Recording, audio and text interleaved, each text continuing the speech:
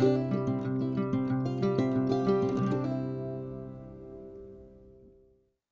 first we have to understand what is basic statistical concepts. And probability is one thing that is most important thing, and all the statistical analysis is dependent on uh, probability, because uh, everything is about probability कि कितना हो सकता है, जैसा पुनीत जी ने बताया कि कितना नहीं हो सकता है, क्या पॉसिबिलिटी है, नहीं है, that is what statistical analysis is. ठीक है, तो डेटा कैसा होता है, क्या होता है, वो हम ऑलरेडी देख चुके हैं। तो what is statistics? Basically as we have discussed, we take population, from population we take some sample, and तो अब हमारा क्या हो गया, वैल्यूज जो है पॉपुलेशन सैंपल के बारे में हम बहुत बात कर चुके हैं पिछले 2 क्लासेस में, 3 क्लासेस में। तो हमारा जो है कि अब आता है उससे रिलेटेड स्टैटिस्टिक्स की बात। तो जो पॉपुलेशन है उसकी जो वैल्यूज हैं उनको हम पैरामीटर बोलते हैं। अगर आप देखें क्या बोलते हैं, पैरामीटर। अब वर्ड इंट्रोड्यूस हो रहा है पैरामीट्रिक एंड नॉन पैरामीट्रिक, जो हमने बहुत बार सुना होगा क्या होता है। तो पॉपुलेशन के जितनी भी वैल्यूज हैं जो डिस्क्राइब करती है पॉपुलेशन को, we call it parameter. Parameter word का मतलब आप समझते हैं कि देयर आर सर्टेन पैरामीटर्स, ठीक है, जिसके बेस पे आप कोई डिसीजंस लेते हैं। So that is what parameter is. So जो वैल्यूज हैं जो पॉपुलेशन को डिस्क्राइब करती हैं, we call them parameter. Then statistic, a value that describe a sample always using sample, है ना। साइकोलॉजिस्ट जो है यूजली क्या सैंपल ही यूज करते हैं, है ना। तो स्टैटिस्टिक क्या है? स्टैटिस्टिक जो आप इस सैंपल के ऊपर यूज करते हैं, क्या कहते हैं, टूल्स, और उसके बेस पे जैसे मैंने बोला यहाँ जनरलाइज करते हैं, इसको हम स्टैटिस्टिक्स बोलते हैं। क्योंकि पैरामीटर में अगर आपने बता दिया 140 करोड़ लोग इंडिया में रहते हैं, तो इसमें कुछ स्टैटिस्टिक्स लगाने की जरूरत नहीं है। वो वैल्यू क्या कहते हैं, डिफाइन कर रही है कि पैरामीटर, क्योंकि यही है, एग्जैक्टली यही है। लेकिन अगर हम बोले कि पूरी पॉपुलेशन को असेस करने के बाद हम बोले कि इंडिया में 50 लाख लोग ऐसे हैं जिनका आईक्यू बहुत हाई है, अपर साइड में है, पूरी पॉपुलेशन को स्टडी किया हमने, सबसे मिले, सबसे बात की, सबका असेसमेंट किया, then again it is a parameter, because आपने पूरी पॉपुलेशन को लिया, उसमें से देखा।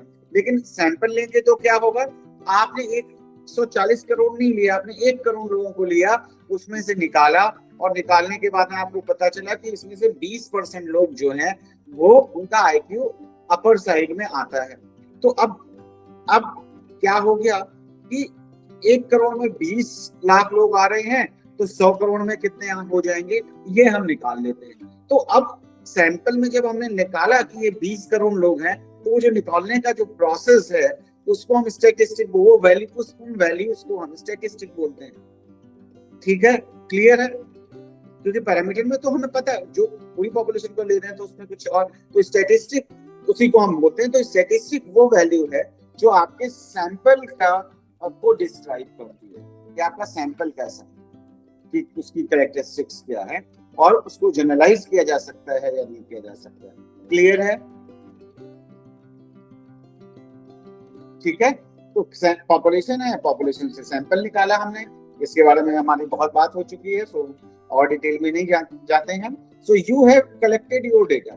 जब आपने सैंपल लिया, सैंपल से डेटा कलेक्ट कर लिया, तो डेटा कलेक्ट करने के बाद आप क्या करेंगे कि भाई अगर मैं ये कह रहा हूं कि क्या कहते हैं, ये चीजें, मतलब आईक्यू इतने परसेंटेज लोगों का ज्यादा होगा, तो कैसे कह रहा हूं, तो हमारा उसके बेस पे हमारी बन जाती है हाइपोथेसिस।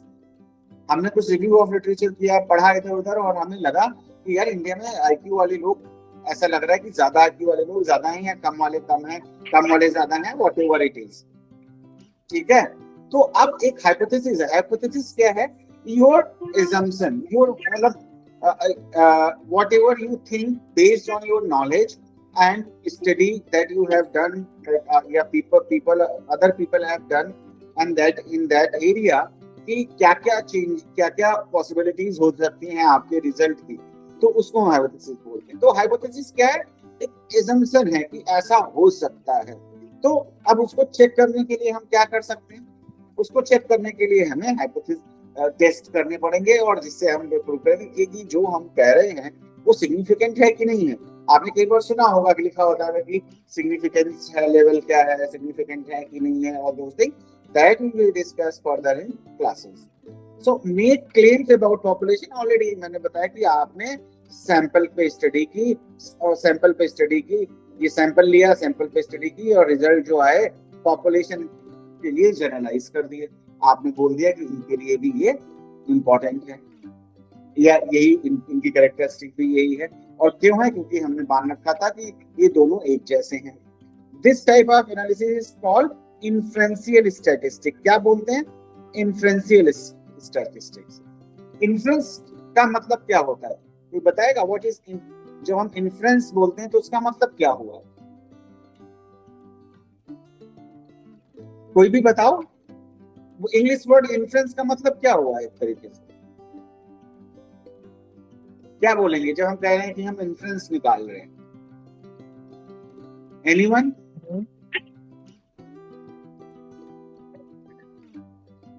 अनिल जी कुछ बोल रहे थे आप?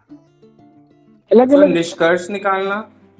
हाँ, मैंने निष्कर्ष तो हो गया कि कंक्लूजन में पहुंचना ना। अलग अलग इन्फ्रेंस का मतलब inference, Anil ji switch off your mind please. अलग अलग होते हैं। इन्फ्रेंस का मतलब हुआ कि एक आइडिया लगाना कि क्या चीजें हो सकती हैं, है ना, एक आइडिया अपनी तरफ से लगा लेना कि क्या हो सकता है ना, तो उसको हम इन्फ्रेंस बोलते हैं। मैं ये कह रहा था कि कुछ लगाना कि क्या होगा। इन्फ्रेंस, हाँ बोलिए।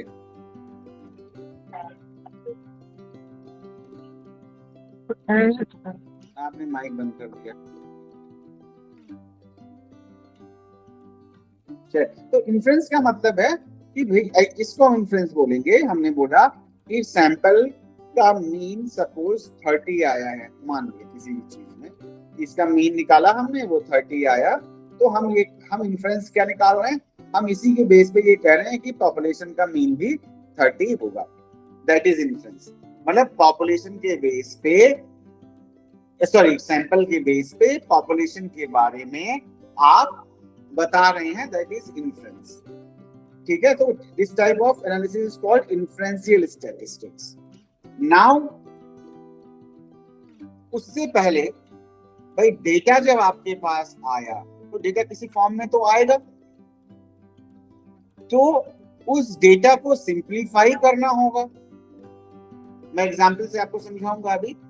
और उस जो सिंप्लीफाई करना है डेटा, उसको डेटा या जो भी हमारे पास किसी भी फॉर्म में डेटा है, तो उसको ऑर्गेनाइज जो करना है उसको हम डिस्क्रिप्टिव स्टैटिस्टिक्स बोलते हैं। तो अब इसको हम समझते हैं क्या होता है डिस्क्रिप्टिव स्टैटिस्टिक्स।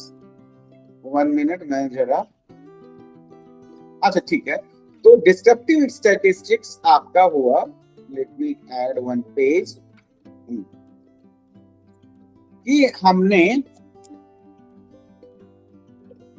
1000 लोगों के ऊपर स्टडी की कोई, सपोज, है ना, IQ निकाला। जैसे हम एक ही एग्जांपल लेके चल रहे हैं सो दैट इजी हो अंडरस्टैंड। तो अब IQ हम जानते हैं कि जो एवरेज IQ है ना, वो 90 to 100 के बीच में होता है। क्लियर है, सही बोल रहा हूं मैं? अब 0 to 20 आपका प्रोफाउंड IQ हो गया, 20 to 35 आपका मॉडरेट हो गया, 35 to 50 आपका माइल्ड हो गया। मैं फिर से लिखता हूं, 0 to 20, 20 to 35 and 35 to 50, 50 to 70 आपका क्या कहते हैं माइल्ड हो गया, ये मॉडरेट हो गया, ये माइल्ड हो गया। 70 to 80 आपका क्या कहते हैं बॉर्डर लाइन हो गया। 80 to 90 आपका डल नॉर्मल हो गया। 90 to 100 आपका एवरेज हो गया। 100 to 120 सपोज आपका एबव एवरेज हो गया। 120 to 130 आपका जो भी इसको एबव बोलना चाहें, जीनियस है जो भी। तो अब आपने ये टेस्ट किया आईक्यू का, अब तो आपने ये क्या बना लिया, इंटरवल्स बना लिए। तो अब हम काउंट कर लेंगे 1000 में से सपोज 50 लोग इसमें आ रहे हैं, 50 लोग इसमें आ रहे हैं, 50 इसमें आ रहे हैं, 60 इसमें आ रहे हैं, 80 इसमें आ रहे हैं, 90 इसमें आ रहे हैं, 500 इसके अंदर आ रहे हैं, 20 इसमें आ रहे हैं, 30 इसमें आ रहे हैं। तो अब आपको इससे क्या पता लगा, आपने डेटा को कैटेगराइज कर लिया, सिंप्लीफाई कर लिया, या इसका परसेंटेज निकाल लिया कि यहाँ 2% है, यहाँ 4% है, यहाँ 6% है, यहाँ 10% है, जो भी है ना, या आपने रैंक बना दी इनकी। तो इसको देख के आपको क्या पता लग रहा है, आइडिया लग रहा है डेटा के बारे में।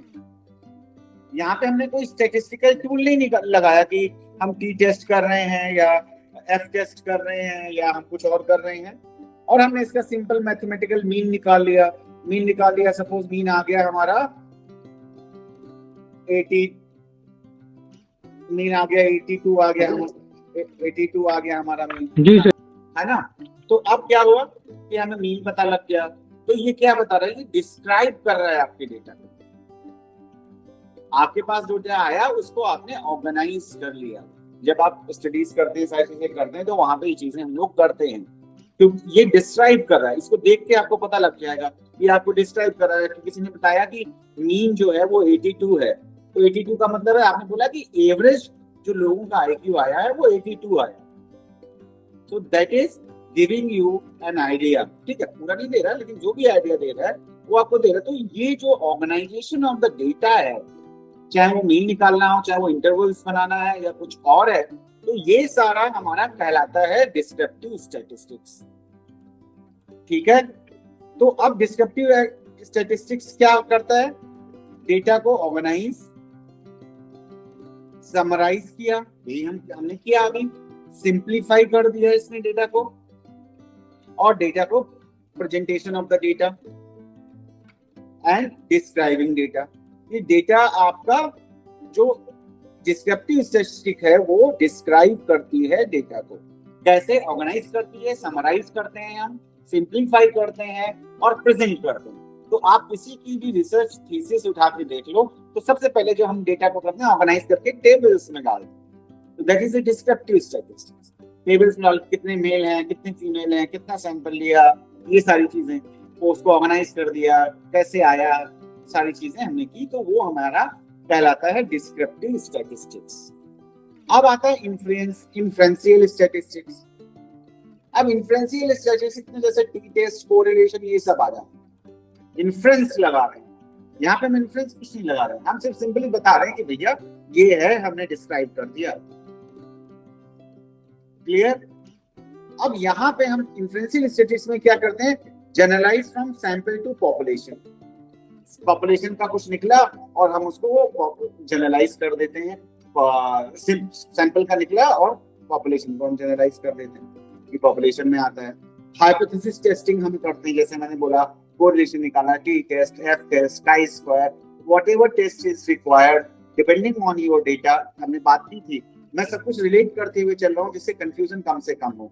जैसे हमने बात की थी ऑर्डिनल डेटा और इंटरवल डेटा, नॉमिनल, कैटेगोरिकल वाला जो हमारा था। तो ये जो सारे डेटा हैं, depending on your data you use your statistic and you use inferential statistics so that you can generalize whatever you get from you can say जो भी आपको मिलता है अपने सैंपल से, वो आप जनरलाइज कर देते हो अपने इस पे पॉपुलेशन के लिए। तो वो जनरलाइजेशन का प्रोसेस होता है। रिलेशनशिप अमंग वेरिएबल्स, वेरिएबल्स के बीच में रिलेशनशिप्स कैसा है, क्या रिलेशनशिप्स है, वो भी आप इसके अंदर चेक करते हैं। ठीक है, तो ये आपका रिलेशनशिप भी देखता है। इस तो अब इन्फ्रेंसेस का मतलब प्रिडिक्शन करना, तो हम प्रिडिक्ट कर रहे हैं। तो नाउ वी आर प्रिडिक्टिंग कि भाई ये आया है हमारा रिजल्ट, इसका मतलब सैंपल हमारा ये बता रहा है, और विद दिस मच एक्यूरेसी भी टेस्ट करते हैं, और उसके बेस पे हम बोलते हैं कि हमारी पॉपुलेशन भी ऐसे ही होगी। ठीक है, तो इसको हम बोलते हैं इन्फ्रेंशियल स्टैटिस्टिक। समझ में आई बात?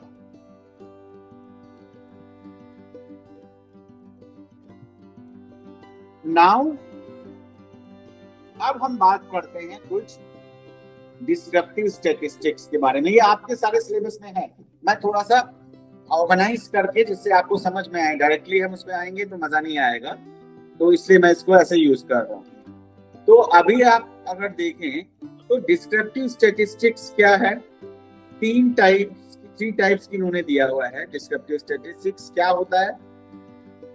Number 1, distributions of subjects that fall into particular category, जो मैंने अभी आपको बना के दिखाया, इंटरवल्स और सारी चीजें। देन आपका आता है ग्राफिकल रिप्रेजेंटेशन। ग्राफिकल रिप्रेजेंटेशन क्या है? ग्राफ्स एंड टैबलेट्स, टैबलेट्स बताऊं, टेबल्स। ग्राफिकल रिप्रेजेंटेशन क्या है? पाई चार्ट बना दिया, कि आपने बता दिया कि जैसे ये पाई चार्ट बनाया, या फिर ये बार चार्ट बना दिया ऐसे इस तरीके से, फिर इस तरीके से ये बार्स बना दिए, एक्स एंड वाई एक्सिस। आपने बता दिया कि ये क्या कहते हैं, 80 IQ वाले लोग हैं, ये 90 वाले हैं, ये 100 वाले लोग हैं, है ना, और ये 110 वाले लोग हैं। तो ग्राफ्स को देख के आपको पता लग गया। या आपने पाई चार्ट बना दिया, पाई चार्ट तो समझते ही होंगे, तो इस तरीके से रिप्रेजेंट कर दिया, तो इसको हमने बोल दिया क्या, ये ग्राफिकल रिप्रेजेंटेशन जो है वो भी डिस्क्रिप्टिव स्टैटिस्टिक का पार्ट है। तो distribution, graphical statistics and summary stats describe data just one number. जैसे नंबर मैंने क्या बोला कि मीन 82 मैंने जैसे वहां लिखा था, तो मीन 82 का मतलब है एक नंबर है। इसको देख के आपको पता लगता है कि हमारा जो क्या कहते हैं सैंपल है, उसमें जो जितने लोगों ने पार्टिसिपेट किया सबका मीन इतना आया, उससे एक बेसिक आइडिया आपको यहाँ पे लग जाता है। तो इसको हम बोलते हैं समरी स्टैट। तो जस्ट एक नंबर में डेटा हमने बता दिया।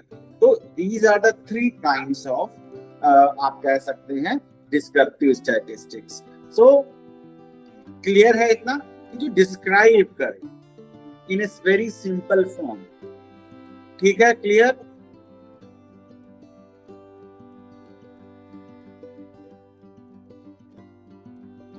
नाउ हम आते हैं डिस्ट्रीब्यूशन। ठीक है, अब ये इसके एक एक जो टॉपिक्स हैं उनके बारे में थोड़ा थोड़ा सा हम बात करेंगे। तो डिस्ट्रीब्यूशन जैसे मैंने एक आइडिया तो दे ही दिया आपको क्या होता है। तो recall a variable in a characteristic that can take different values.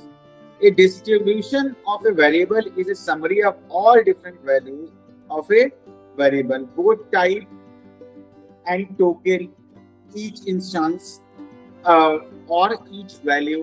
तो अब क्या होता है कि डिस्ट्रीब्यूशंस पता है ना आपको कि भाई जैसे हमने बताया 0 to 20 के बीच में कितने लोग हैं, 20 to 30 के बीच में कितने लोग हैं, तो वो आपका एक डिस्ट्रीब्यूशन कि आपका जो डेटा आपको मिला है वो कैसे डिस्ट्रीब्यूटेड है ना, तो उसको हम डिस्ट्रीब्यूशन बोलते हैं। उसके एक तरह से वो समरी हो गई है आपकी कि डिफरेंट वैल्यूज और वेरिएबल्स कहाँ पे आते हैं। तो अब क्या होगा, तो सबसे पहले क्या है कि आपको कुछ नंबर उसको देना पड़ेगा, कितने लोग हैं, कितनी फ्रीक्वेंसी है, किस किस इंटरवल में, वो आप बता देते हैं। Representing a distribution often it is useful to visually represent distribution.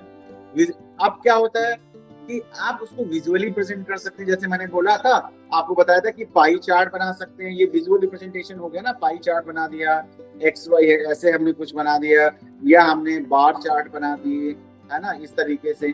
तो ये सब आपके क्या हो गए, ये आपका ग्राफिकल रिप्रेजेंटेशन हो गया। तो डिस्ट्रीब्यूशन को आप ऐसे भी शो कर सकते हैं। तो ग्राफ्स बना सकते हो आप, है ना, टेबल्स बना सकते हो। जैसे मैंने बोला ना कि टेबल में डाल दिया कि कितना किसका मीन है, कितना आया, कितना किस इंटरवल में, जो मैंने बना के बताया वही चीज है, तो मैंने बता दिया ग्राफिकली, क्योंकि आपको समझ में ज्यादा बेहतर आए। अब ग्राफ्स कंटिन्यूअस वेरिएबल हो सकते हैं, लाइन एंड ग्राफ्स कैटेगोरिकल हो सकते हैं। कैटेगोरिकल में क्या हो गया, कैटेगरीज बना दी कि आपने ये लिया, है ना, अब इसमें पाई चार्ट आपने बना दिया, इसमें बोला पॉपुलेशन जैसे सैंपल जो लिया कि आपने 18 to 45 के कुछ लोग लिए, इतने लोग लिए, यानी 2/3, और बाकी आपने 1/3 लिए सपोज 45 to 60 के लोग, और कुछ आपने लिए 65 to 85 वाले एज के लोग। तो ये अब ये ग्राफ बना दिया, लोगों को तुरंत पता लग गया, जैसे उसमें किसी ने आपका डेजर्टेशन खोला या वो सीट खोली, उनको पता लग गया। तो ये होता है। दूसरा टेबल बन सकती है, जैसे फ्रीक्वेंसी डिस्ट्रीब्यूशन, जो मैंने बना के दिखाया आपको कि फ्रीक्वेंसी, कितनी फ्रीक्वेंसी किस कैटेगरी में आ रही है, वो मैंने बता दिया। तो इसको हम बोलते हैं फ्रीक्वेंसी डिस्ट्रीब्यूशन। अब कंटिन्यूअस वेरिएबल, किसी को पता है कंटिन्यूअस और डिसकंटिन्यूअस वेरिएबल क्या होते हैं? एनीवन? अगर थोड़ा बहुत भी आइडिया है तो बता दो। पर कॉन्टिन्यूअस में हम ये कह सकते हैं कि सेम इंटरवल पर वो प्रोसेस हो रहा है, और अगर डिसकंटिन्यूअस में बात करते हैं तो इंटरवल डिफरेंस हो सकता है। नहीं नहीं नहीं नहीं सर, मैंने पहले भी बताया है कि कंटिन्यूअस एंड डिसकंटिन्यूअस में क्या है कि जैसे हाइट है ना, तो हाइट आपका 1 फीट भी हो सकती है, 1.25 फीट हो सकती है, 1.65 फीट भी हो सकती है। तो नंबर्स का किसी भी वैल्यू में आ सकता है नंबर, तो कंटिन्यूअस है, बीच में गैप्स नहीं है कोई भी। तो ये क्या हो गए, ये आपके कंटिन्यूअस वेरिएबल्स हो गए।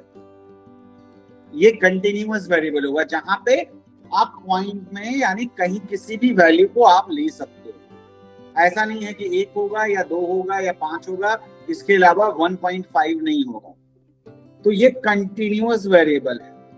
तो कंटिन्यूअस वेरिएबल इसको हम बोलते हैं, बाकी अभी बात करूंगा मैं दूसरे टाइप। तो कंटिन्यूअस वेरिएबल में क्या हुआ, 1 2 3 4 5 कुछ भी आ सकता है।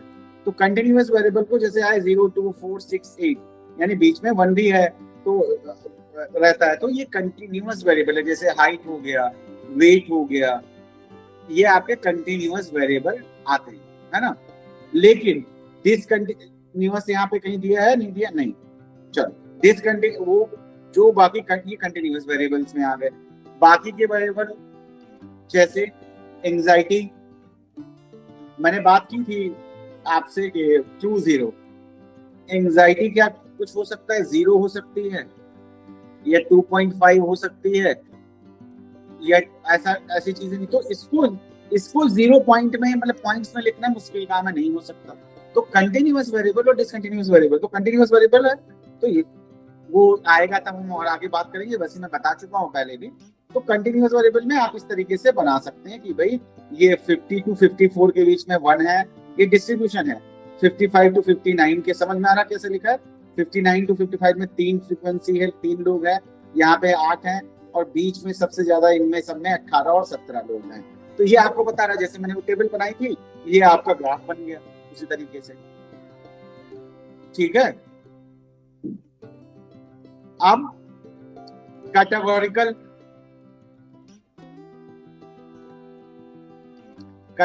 में कैसे करेंगे?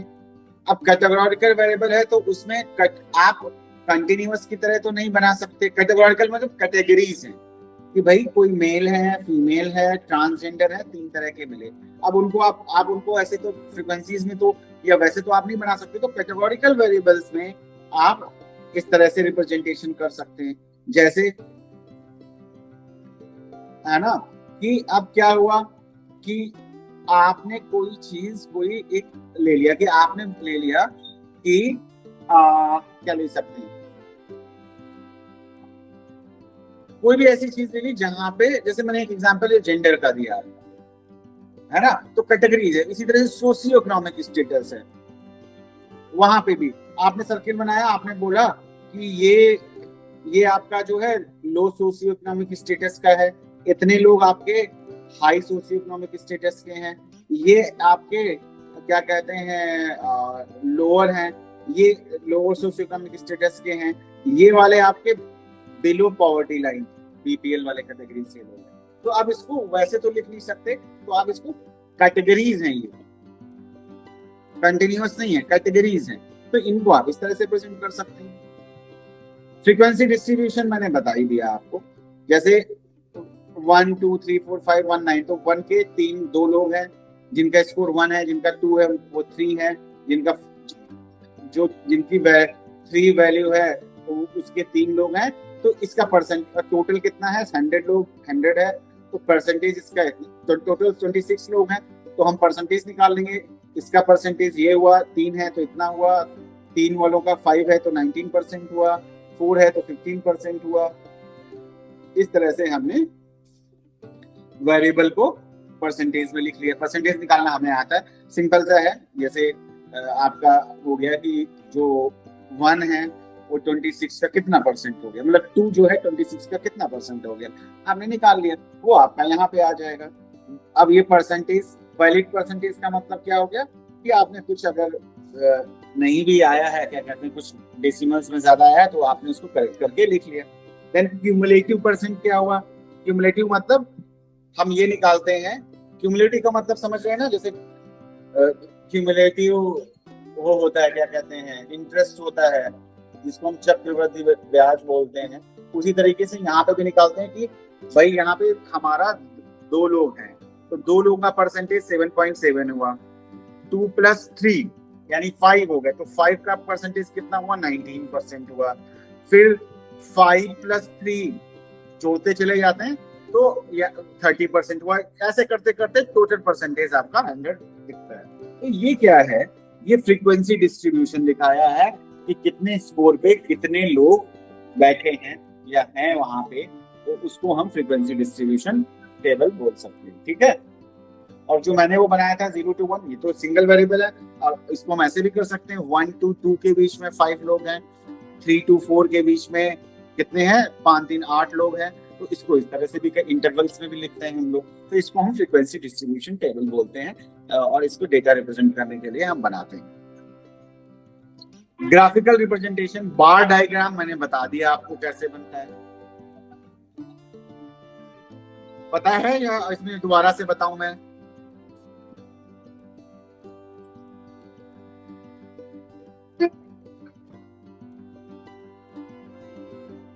माइक आपका काम नहीं कर रहा है ठीक से, चलो। ग्राफिकल हिस्टोग्राम बना दिया आपने, बार डायग्राम बना दिया, बार्स बना दिए, हिस्टोग्राम बता दिया कि जैसे ये एजुकेशन, जैसे आपने बता कोई पॉपुलेशन ली, अब पॉपुलेशन में क्या है कि आपने यहाँ पे डाल दिया, फ्रीक्वेंसी डाल दी, यहाँ पे एजुकेशन डाल दी कि ये सपोज 8 तक के लोग हैं, तो 8 तक के लोग कितने हैं, है ना, 10th पास इतने लोग हैं, बिजनेस इतने लोग कर रहे हैं, इस तरीके से आपने ग्राफिकल रिप्रेजेंटेशन कर दिया। ग्राफिकल रिप्रेजेंटेशन ये लाइन डायग्राम है, ये सो पॉलीगॉन बोलते हैं या लाइन ग्राफ बोलते हैं। इसमें क्या हुआ कि ऐसे देखिए आप, जैसे 2.4 लिखा हुआ है, तो 2.4 पे कितने लोग हैं, 1, इधर 1 लिखा है, फ्रीक्वेंसी है, ये आपका जीपीए है ना, तो या जो भी स्कोर आप रखना चाहें वो हो सकता है। अब 2.5 पे कितने लोग हैं, 2 लोग हैं, 2.6 पे कितने लोग हैं, 1 है, 2.7 पे 1 है, 2.8 पे 2 लोग हैं, 2.9 पे 5 पीपल हैं, इस तरीके से है। तो हमने क्या किया, ये डॉट्स लगा लिए और उनको हमने यूं जोड़ दिया और ये लाइन डायग्राम बन गया, ग्राफ बन गया, ठीक है।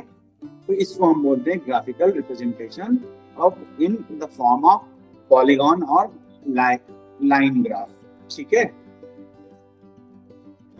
अब हम आते हैं ग्राफिकल रिप्रेजेंटेशन पे। अदर पार्ट क्या है, ग्राफ एंड टेबल्स। ये देखो 7 8 इनकी फ्रीक्वेंसी क्या है वो निकाल दिया, है ना। तो सिंपल सा है कि ग्राफ एंड टेबल्स, ये आपने टेबल बना ली कि भाई आपने बना लिया ऐसे, जैसे सपोज हमने बनाया हमें सैंपल को रिप्रेजेंट करना है मान लिया, तो हम कैसे कर देंगे बताता हूं मैं। कि सैंपल है, मान लिया आपने 1000 लोगों का सैंपल लिया, तो हमारा टोटल सैंपल कितना हुआ, ये ग्राफ में, अगर ग्राफ में बना सकते हो आप, ग्राफ में अनिल जी प्लीज।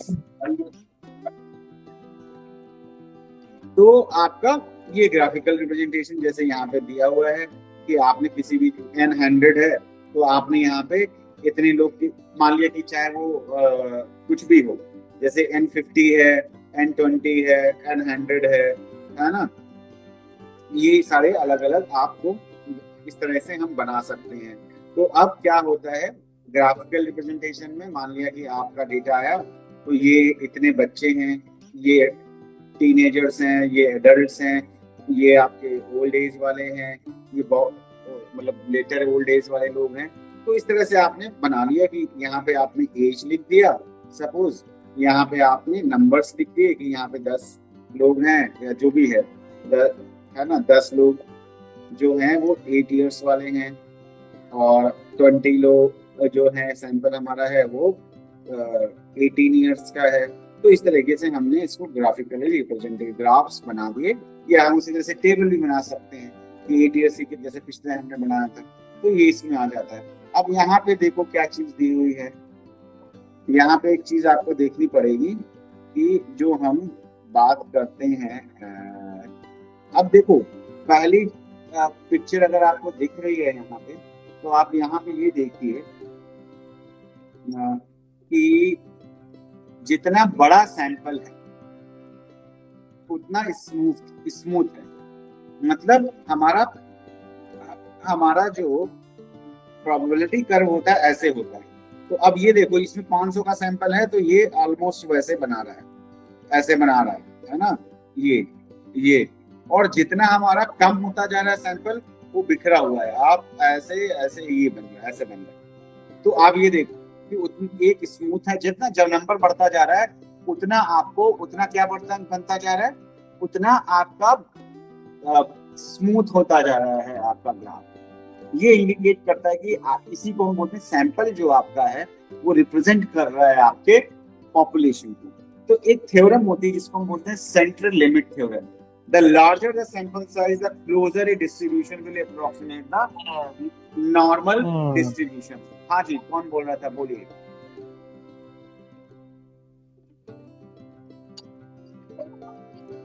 क्या चीज? ये सर जिगजैग फॉर्म में होगा फिर ये जो समूह से ऊपर है सर, ये जिगजैग फॉर्म में होगा ना ये, है ना, कि ये तो सेंट्रल लिमिट थ्योरम ये बोलता है हमारा कि जितना बड़ा सैंपल उतना वो नॉर्मल डिस्ट्रीब्यूशन के यानी इसके करीब होता जाएगा। कल भी हमने बात की थी कि सैंपल और ये पॉपुलेशन है, जितना बड़ा सैंपल लेते जाओगे उतना आपके एरर होने के चांसेस कम, उतना बेहतर वो रिप्रेजेंट करेगा। और पूरा पॉपुलेशन ही ले लो कोई प्रॉब्लम ही नहीं रहेगी। तो ये चीज रहता है यहाँ पे। तो सेंट्रल थ्योरम यही बोलती है कि जितना the bigger the sample and it is more closer to the normal distribution. तो a distribution of scores taken at random from distribution will tend to form a normal curve। और जितना randomly हम select करेंगे sample को उतना ही वो normal probability curve को follow करने के चांसेस बढ़ेंगे उसके। अब हम पहुंच रहे हैं धीरे धीरे नॉर्मल प्रोबेबिलिटी की तरफ।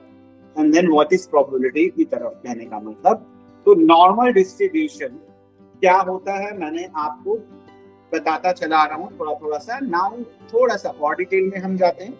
तो हम ये मान के चलते हैं नॉर्मल डिस्ट्रीब्यूशन कुछ इस तरह का है,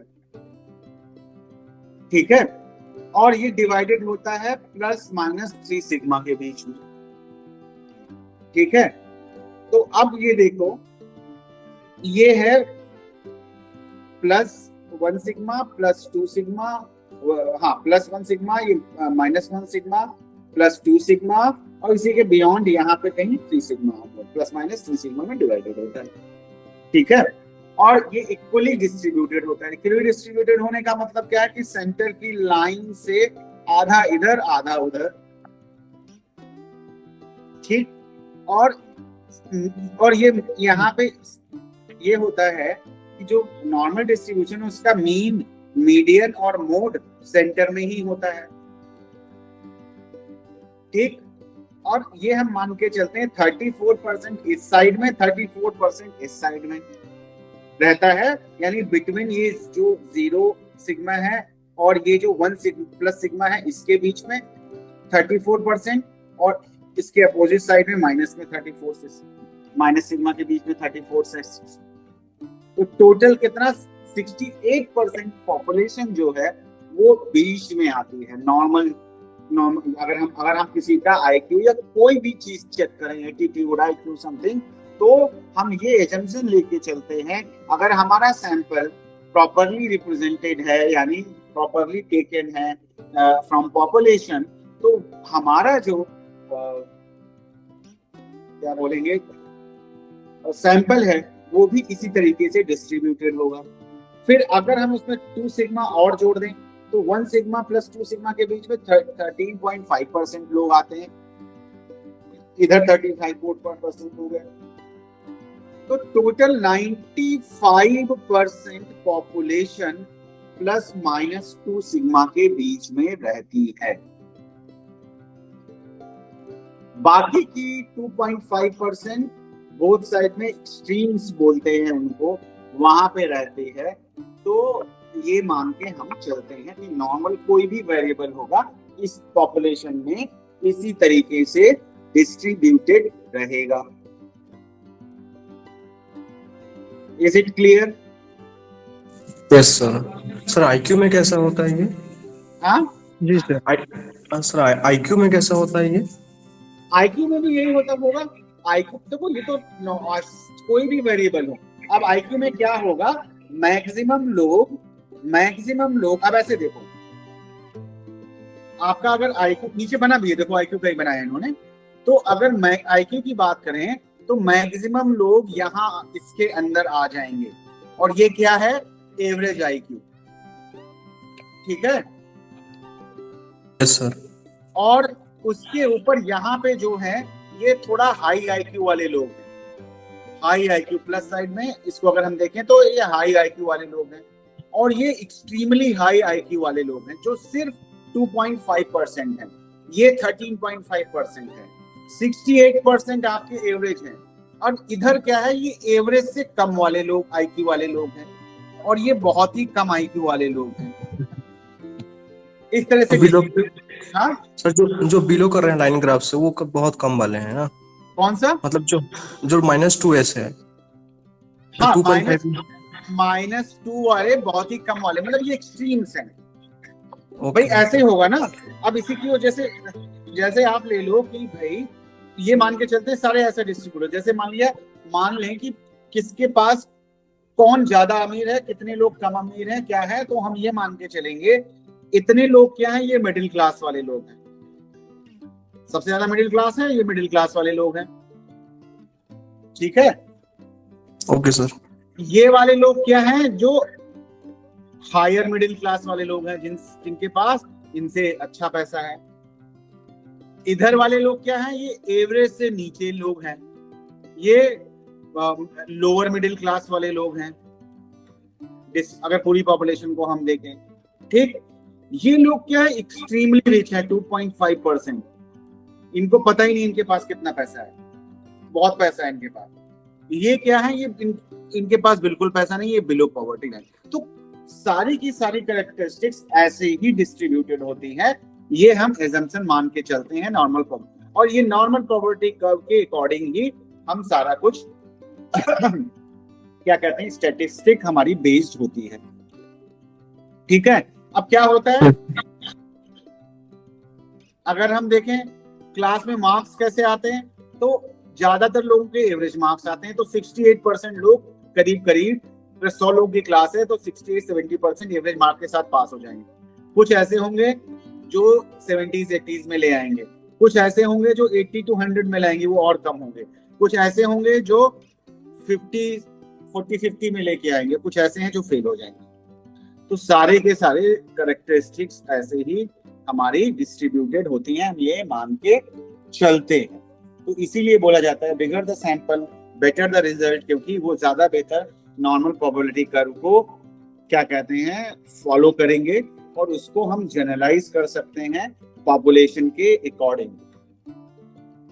ठीक है, Yes, अभी sir, क्लियर है? समझ गया। इसमें हाँ Yes, sir. किसी को मतलब ये एक कॉमन सेंस है, आप ऐसा समझो, ये कॉमन सेंस है आपका। अब आपको इसको स्टैटिस्टिक्स में यूज करना है। भाई कॉमन सेंस तो यही है, आप अपनी सोसाइटी में देख लो, ये अपने सोसाइटी तो नहीं कहेंगे, सोसाइटी तो डिसाइडेड हो जाती है अलग अलग तरीके से, कि ज्यादा पैसे वाले लोग एक जगह सोसाइटी बना के रहते हैं, मीडियम वाले अलग रहते हैं। तो पूरे शहर को देख लो तो उसमें क्या होगा, ज्यादातर लोग एवरेज वाले हैं, कुछ लोग बहुत गरीब हैं, कुछ लोग बहुत अमीर हैं, कुछ उसी तरह से एजुकेशन को देख लो, ज्यादातर लोग जो है ग्रेजुएशन पोस्ट ग्रेजुएशन वाले मिलेंगे, कुछ लोग ऐसे जो 10th-12th ही पास किया है, कुछ लोग जिन्होंने पढ़ाई नहीं की, कुछ लोग ऐसे हैं जो बहुत पढ़ाई कर ली है, कुछ लोग ऐसे हैं कि बहुत ही ज्यादा मतलब डिग्री पे डिग्री उनके पास है, उन बहुत नाम हो गया उनका, यहाँ पे वो स्ट्रीम वाले केसेस हो गए। तो ये सारी चीजें ऐसे होती है। अब इसका फायदा क्या होता है?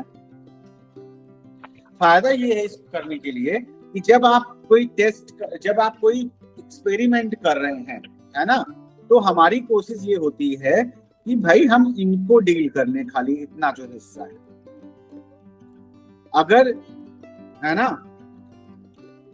अगर कोई, क्योंकि ये तो बहुत कम लोग हैं ना, ये तो बहुत कम लोग हैं, इनसे हमें उतना मतलब नहीं है, क्योंकि ये तो हमारे रिप्रेजेंटेटिव सैंपल होने के लिए 95% हमारी एक्यूरेसी होनी चाहिए कम से कम। ज्यादा है 98 है या उससे ज्यादा है और अच्छी बात है, लेकिन सोशल साइंसेज में 95% इज ओके।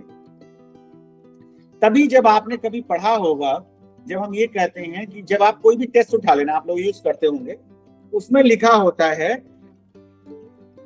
उसमें ये लिखा, टेस्ट में जब आप देखोगे तो लिखा होगा कि भाई ये 0.0 क्या कहते हैं 5 लेवल पे, 0.05 लेवल पे, सॉरी है ना, 0.05 लेवल पे ये रिलायबिलिटी, इसकी रिलायबिलिटी 80 आई है, जैसे सपोज लिखा उन्होंने 80 है। 0.0 लेवल कहां से आया? 5 लेवल यहां से आया 95% से, है ना। अगर रिजल्ट हमारा इस साइड में है, जो हमारा रिजल्ट आया, स्कोर आया, तो ये अप्लीकेबल है स्टडी हमारी, कि हम इसको जनरलाइज कर सकते हैं। लेकिन अगर हमारा रिजल्ट इधर आया या इधर आया, तो हम कहेंगे हमारी स्टडी क्या है, वैलिड नहीं है, क्योंकि वो इनके लिए वैलिड है खाली, और वो बहुत छोटी पॉपुलेशन है, 2% की, 5% की, तो हमारी स्टडी वैलिड नहीं होगी। उसको वैलिड मींस सिग्निफिकेंट नहीं होगी, उसको हम जनरलाइज नहीं कर सकते। यही सब टेस्ट करने के लिए स्टैटिस्टिकल एनालिसिस होती है और कुछ नहीं है। इसी को हम टेस्ट करते हैं। आप देखोगे 95% कॉन्फिडेंस के साथ में, यानी 0.05 कॉन्फिडेंस लेवल के साथ में हम ये कह रहे हैं कि भाई हमारा जो रिजल्ट है वो सही है। तो इसका मतलब है 0.05 का या 0.5 का मतलब ये हुआ, या 0.5 जो भी बोलते हैं, ये हुआ कि हमारा 90% चांसेस हैं कि हम ठीक होंगे, और केवल 5% चांसेस हैं कि अगर हम हमारे गलत होने के। इसी तरह से जब आप साइकोलॉजिकल टेस्ट यूज करते हैं तो वहां पे भी लिखा होता है कि 0.05% पे इसकी रिलायबिलिटी 0.08 आई है, या 0.8 आई है। 0.8 का मतलब है कि इस टेस्ट को अगर हम किसी पे करते हैं, मतलब गिवन पॉपुलेशन पे करते हैं, तो हमारे चांसेस हैं कि 80% टाइम हम सही होंगे और 20% टाइम हम गलत भी हो सकते हैं, हमारे रिजल्ट गलत भी हो सकते हैं। तो that is what normal probability curve. कुछ समझ में आया आपको? यस सर, आया समझ में। क्योंकि ये कॉन्सेप्ट जो है बहुत इंपॉर्टेंट है, पूरी स्टैटिस्टिक इसी पे बेस्ड है, कुछ और है ही नहीं।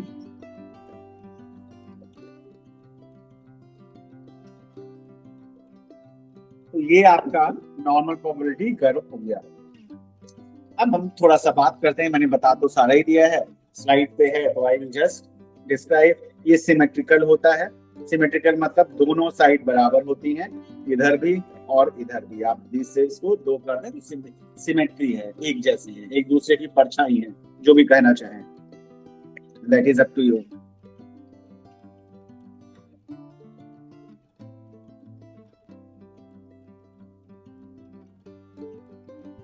अब आपका आता है shape of distribution skewed. Skewed distribution क्या हुआ, देखो हमने बोला था नॉर्मल प्रोबेबिलिटी कर्व की अगर हम बात करें कैसा होता है,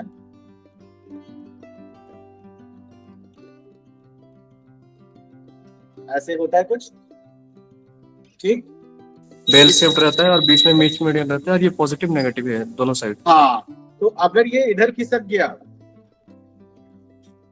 तो राइट साइड पॉजिटिव रहेगा सर और लेफ्ट साइड ये नेगेटिव देखो रहेगा। इसका हिस्सा ये खिसक गया तो मैक्सिमम चीज कहाँ पे आ गई, इस साइड में, तो ये नेगेटिव हो गया। और अगर ये इधर खिसक गया तो ये पॉजिटिव स्क्यू हो गया।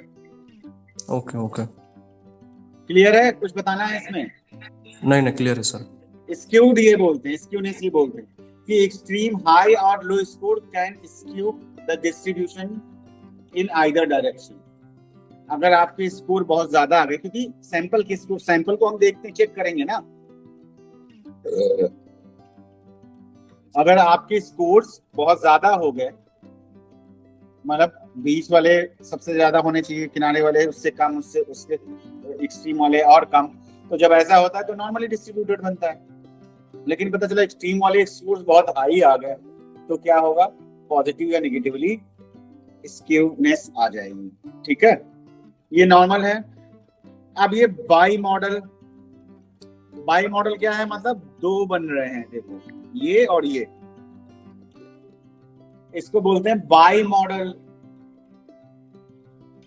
सर ये किस केस में पाया जाता है बाई मॉडल? ये नहीं पाया किसी में नहीं जाता। हमारे स्कोर, जैसे हमारे पास डेटा आया, हमने सैंपल लिया 1000 लोगों का, ठीक है, और 1000 लोगों का ले लिया और उनके मीन्स निकाले और हमारे पास ऐसा बन गया, तो ये बाई मॉडल हो जाएगा। इसका मतलब है कि हमारा जो डेटा है वो ठीक नहीं है, वो स्क्यूड है, या हमारा डेटा क्या कहते हैं बाई मॉडल है। तो ये चेक करने के लिए हम करते हैं, किसी का भी आ सकता है।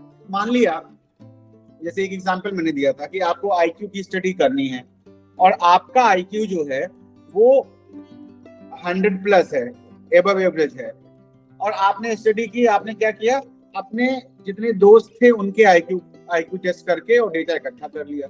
तो क्या चांसेस हैं, आपका आईक्यू हाई है तो आपके दोस्त भी तो वैसे ही आप बनाओगे ना, क्योंकि उससे कम वाले की तो आपको समझ में आएगी नहीं बात।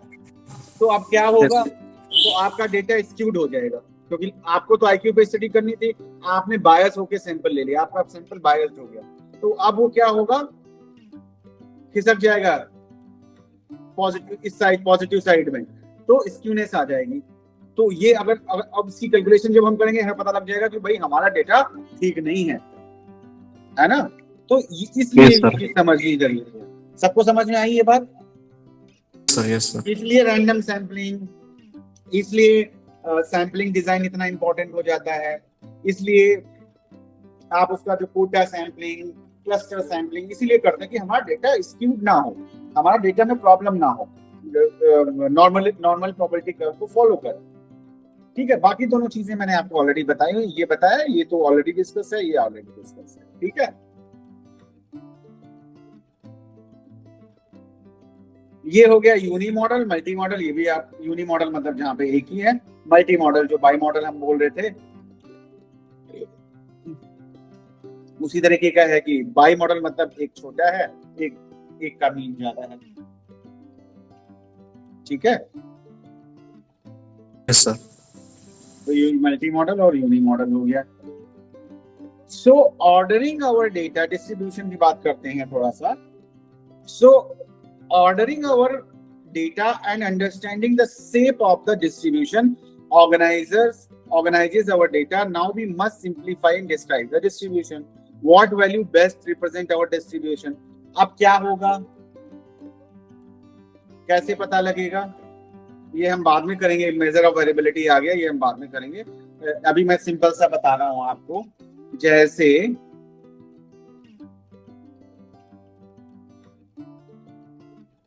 देखते हैं हम, अब डेटा आपने लिया, कोई भी डेटा था, है ना, तो जैसे ये डेटा आपने ले लिया, एजुकेशन का डिटेल में आपने लिया, कुछ भी लिया, कोई भी ले लेते हैं, जैसे हम देख लेते हैं। हाँ, ये ज्यादा अच्छे से समझ में आएगा इसमें। ये हमने लिया भाई, हमारा डेटा वो कैसा होता है, ऐसे होता है ना, Yes, sir. नॉर्मल कर। तो जब हमने ऐसे ही रहता डेटा है। लिया, तो अब देखो, मान लिया ये कोई स्कोर है, फ्रीक्वेंसी है, ठीक है, 50 से 40 का कोई स्कोर है, आईक्यू का ही मान लेते हैं हम, चलो ठीक है। तो अब आप देखो, सबसे कम आईक्यू वाले कम आ रहे हैं, उससे ज्यादा, और सेंटर में सबसे ज्यादा आ रहे हैं, एक्सट्रीम्स में फिर कम आ रहे हैं। तो ये हमें इंडिकेट कर देता है कि क्या हमारा, जब हम ग्राफिकल रिप्रेजेंटेशन डेटा का करते हैं, तो हमें ये आइडिया लग जाता है कि क्या ये डिस्ट्रीब्यूटेड है वैसे या नहीं। अब ये देखो, ये डिस्ट्रीब्यूटेड है। अगर क्या हो, यहाँ पे ज्यादा स्कोर्स आए, सपोज यहाँ पे कम स्कोर्स हो गए, मान लिया हमने, ये हटा दो, ठीक है, ये हमने हटा दिया। अब डेटा आपका ऐसे दिख रहा है, अगर डेटा आपका ऐसे दिख रहा है तो कैसे बनेगा, ऐसे और ऐसे। स्क्यूड हो गया कि नहीं हो गया? यस सर, नेगेटिव स्क्यूड हो गया है तो। बस, तो अब समझ में आई बात? Yes sir, yes sir. क्या कहना तो सर चाह रहा हूं हमारी मैं? डाटा जो नॉर्मल डिस्ट्रीब्यूशन में फॉल करना चाहिए, तभी जाके वो ठीक ये होगा। बिल्कुल, अगर आपने वो लिया हुआ है, जैसे कि कुछ चीजें होती हैं जहाँ पे नहीं भी है चलेगा, तो डेटा हमारा नॉर्मली डिस्ट्रीब्यूटेड है कि नहीं है।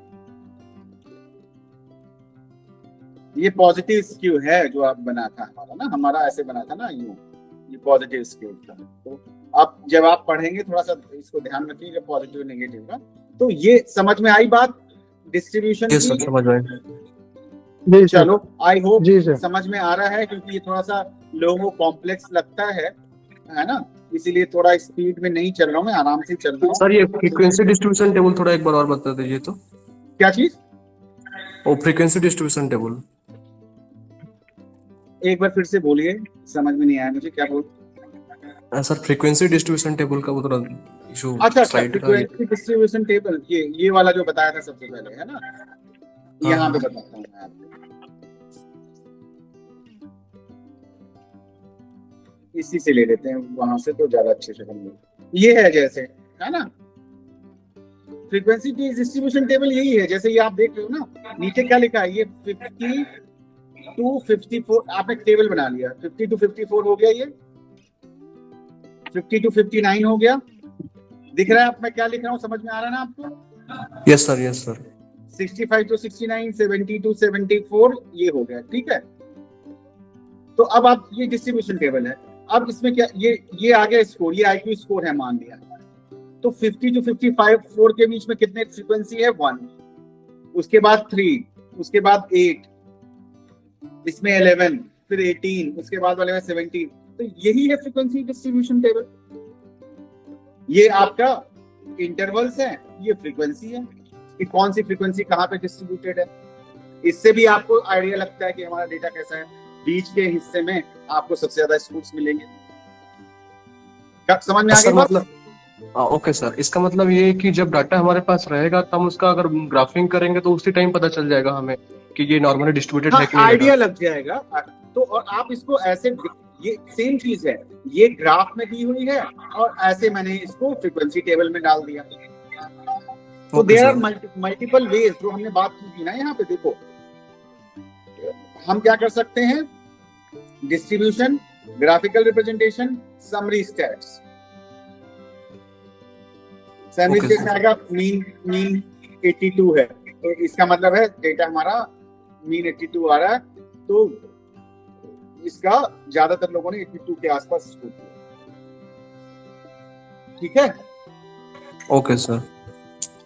एनी अदर क्वेश्चन किसी का और जिसमें समझ में आया हो?